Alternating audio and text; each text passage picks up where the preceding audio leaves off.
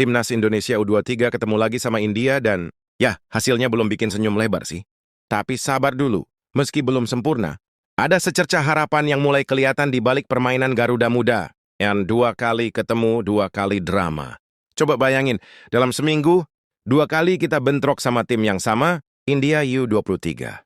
Di pertemuan pertama, kita keok 1-2. Tapi di laga kedua, yang digelar Senin malam di Stadion Madia, Garuda Muda akhirnya bisa nahan imbang 1-1. Enggak menang sih, tapi ada yang mulai klik di lapangan. Dan itu menarik buat dibahas. Gol cepat, gol balasan, tapi masih gitu-gitu aja. Baru 2 menit babak kedua dimulai, India langsung bikin kejutan lewat pemain pengganti mereka, Koro Singh.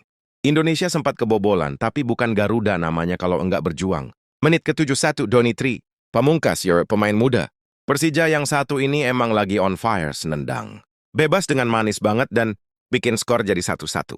Tendangan bebasnya Doni itu kayak bilang, tenang bro, aku masih di sini buat timnas. Doni, si spesialis lawan India. Yang menarik, Doni ini juga nyetak gol di pertemuan pertama lawan India. 2 kali lawan tim yang sama, 2 kali ngegolin. Mungkin Doni udah langganan ya, kalau ketemu India pasti buka rekening gol baru. Sayangnya, sampai peluit panjang dibunyikan, skor nggak berubah. 1-1 dan kita masih harus puas dengan hasil imbang. Indra Syafri masih bongkar pasang tim. Coach Indra Syafri ngaku kok, timnya belum jadi. Wajar banget, soalnya dari 33 pemain yang dipanggil, ini baru tahap seleksi awal. Masih banyak eksperimen di berbagai posisi. Jadi jangan buru-buru nyalahin. Guys, ini baru pemanasan buat nyusun pondasi Garuda Muda edisi baru. Lini depan banyak peluang tapi nihil gol. Nah, ini yang masih jadi PR besar. Lini depan kita masih belum efektif banget. Hoki Caraka sempat punya peluang emas tapi belum bisa dimaksimalkan. Raihan Hanan juga masih butuh waktu buat nemuin ritme terbaiknya. Pas babak kedua, Indra coba ganti suasana. Masukin Arliansyah Abdul Manan sama Jens Raven, tapi hasilnya ya belum kelihatan tajam juga. Kalau serangan depan ibarat pedang, Garuda Muda masih perlu ngasah biar bisa nembus perisai lawan. Serangan masih tergantung aksi individu. Bukan berarti nggak punya skill. Ya, anak-anak ini punya kemampuan individu keren. Tapi masalahnya BAK masih sering main sendiri. Koordinasi antar lini belum klik dan kolektivitasnya masih lemah. Sepak bola itu bukan game satu orang, bro. Kalau mau sampai ke gawang lawan, harus main kompak, bukan solo run doang. Pola main masih kabur, identitas belum kelihatan. Nah, ini poin penting. Sampai sekarang, belum kelihatan banget gaya khas dari timnas U23. Mau main cepat? Belum. Mau main sabar dari bawah? Enggak konsisten. Indra Syafri sendiri jujur bilang, bentuk permainan masih belum jelas. Tapi menurut dia, memang fase sekarang bukan buat cari kemenangan, melainkan buat ngeliat siapa pemain yang paling siap buat lanjut ke TC tahap 2.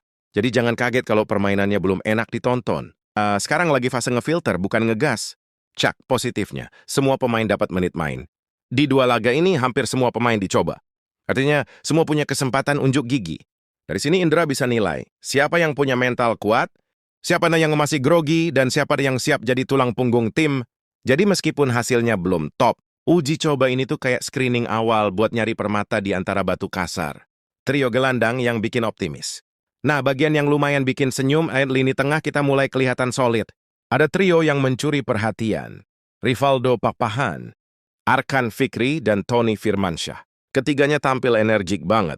Rivaldo rajin ngatur tempo, Arkan kelihatan tenang meskipun ditekan, dan Tony aktif bantu serangan. Kalau mereka bisa terus klop, bisa jadi lini tengah Garuda Muda bakal jadi mesin baru yang ngeri-ngeri sedap. Tetap perlu koneksi lebih kuat. Meskipun trio itu menjanjikan, hubungan antar mereka masih belum cair banget. Kadang masih bingung siapa yang harus maju, siapa yang harus jagain area. Kalau trio ini bisa nyatu kayak formasi triangle midfieldnya. Barcelona zaman prime, wah, lawan bisa kewalahan. Persaingan di tengah semakin ketat. Jangan lupa, masih ada pemain lain yang siap rebut posisi. Robi Darwis, Ananda Rehan, sama Zanadin Faris. Persaingan di tengah makin panas. Dan itu bagus banget buat tim.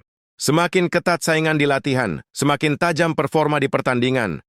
Masih banyak PR, tapi arah mulai terlihat.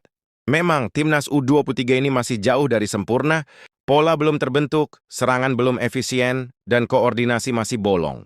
Tapi dari 2 uji coba ini, Indra Syafri udah punya gambaran siapa yang layak lanjut dan siapa yang belum siap. Kadang hasil imbang bukan akhir, tapi awal dari proses buat ngebentuk skuad tangguh yang siap bikin gebrakan. Fans juga punya peran penting. Yap, dukungan dari kita juga penting banget. Tim ini masih muda, masih nyari jati diri, jadi daripada nyinyir di medsos, mending kasih semangat.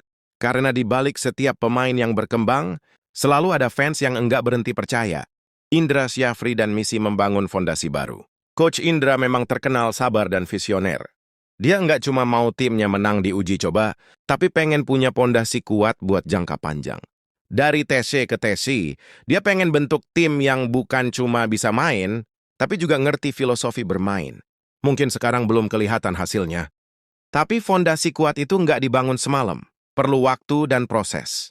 Kesimpulan belum tajam tapi udah ada harapan. Jadi, kalau ditarik garis besar, Timnas Indonesia U23 belum nyatu banget, tapi progresnya mulai kelihatan. Lini depan masih tumpul, tapi tengah udah mulai solid. Pertahanan butuh komunikasi lebih, tapi semangat juangnya tetap tinggi. Kalau fase ini bisa dilewatin dengan baik, siap-siap aja. Garuda Muda bisa terbang makin tinggi di level Asia nanti. Yang penting sekarang, terus evaluasi, terus belajar, dan jangan cepat puas. Karena dari 2 kali lawan India ini, kita nggak cuma dapat skor, tapi juga pelajaran penting buat masa depan sepak bola muda Indonesia.